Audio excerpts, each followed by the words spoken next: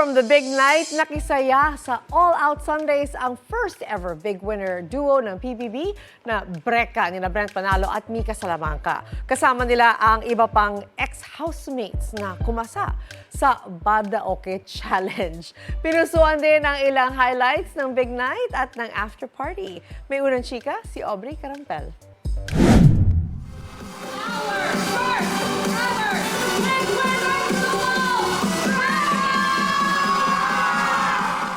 Overwhelming support sa PBB Celebrity Collab Edition Big Winners na sina Brent Manalo and Mika Salamanca, dama sa hiyawan at pagmamahal ng kanilang friends, family and fans. Gaya ng heartfelt hug ni ex-housemate Bianca De Vera kay Mika.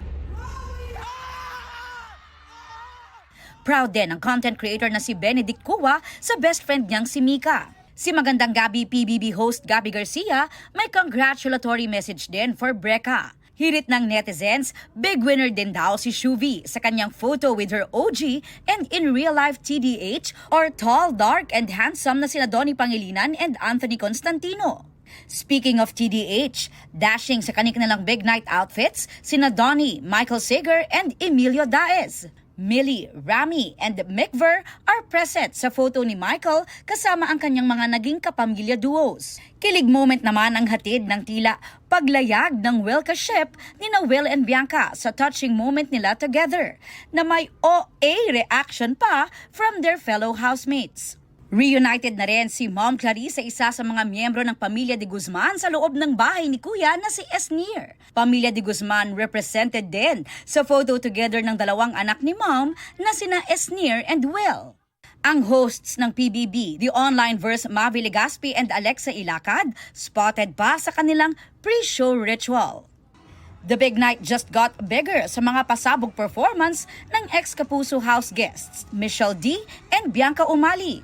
Pero bago yan, may pa-warm up na kasama ang ilan sa housemates. Present din si Michelle sa after party kasama ang housemates. Finally, reunited din ang nabuong Destiny's Child trio nila MMD, Clarice and Esnir at bonus dahil kasama pa nila si Charlie. Pero wait, what in the multiverse is this? With the Blondina Slayers na sina Michelle, Mom and Meme Vice. After the big night, big stage naman sa All Out Sundays ang binisita ng Big Four, kasama sina Kapuso housemates Michael, Vince and Josh. Humarap sila sa bagong challenge sa outside world, ang Badaoke Challenge. Adjusting pa rin daw sa outside world ang housemates.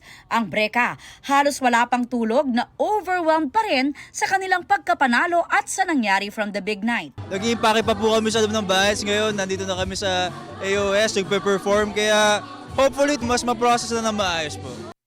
Parang hinahabol pa po namin yung mga information na na-miss namin inside the PBB house and outside the PBB house po.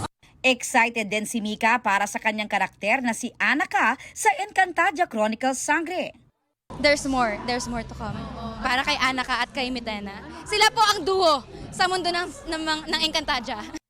Ang mga Kapuso housemates na sina Will Ashley at AZ Martinez looking forward sa mga gustong gawin sa outside world.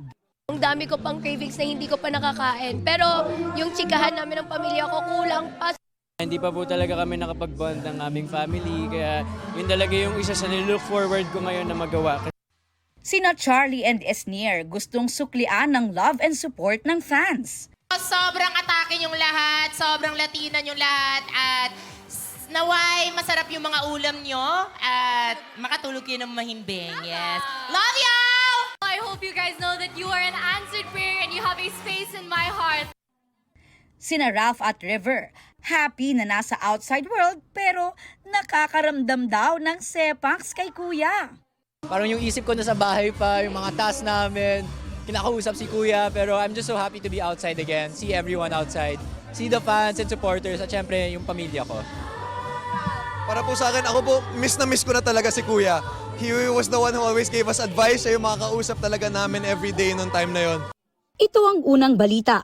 Aubrey Carampel para sa GMA Integrated News. Gusto mo bang mauna sa mga balita?